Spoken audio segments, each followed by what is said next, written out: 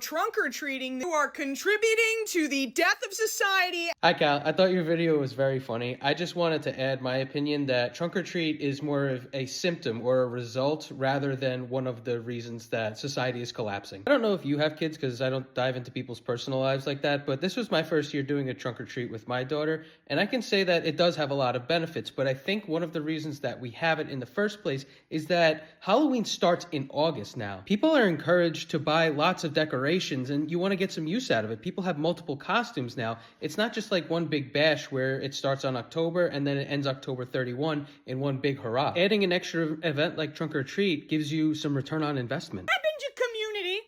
What happened to loving thy neighbor? One of the other reasons that we have it is for community. Lots of schools do trunk or treat because it's the only way that I can see other parents' kids outside of the school system. So if we all meet at the school and do a trunk or treat, then I get to see all the other kids, I get to mingle with the parents, and I kind of get to see what my community is. If you're in an area like me, you'll notice that these cities are not walkable.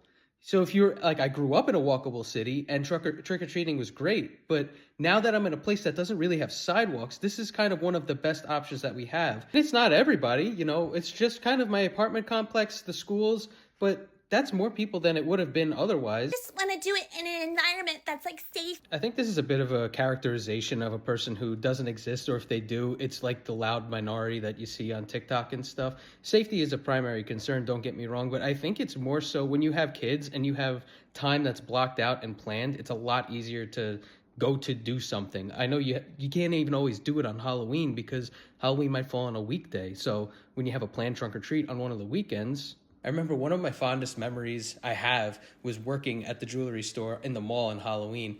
We sold 0 items and we gave out tons of candy, but my boss and I couldn't believe that this was what we were getting paid to do because we got to see all the cute kids and the families dressed up in costumes. So while market forces are driving us to have more events more frequently outside of the neighborhood, there are places like the malls and trunk or treat that can kind of supplement the experience. If there are not kids on my front porch at 7 p.m. Halloween night, I'm gonna start driving around the neighborhood and That's out of context. I was just joking.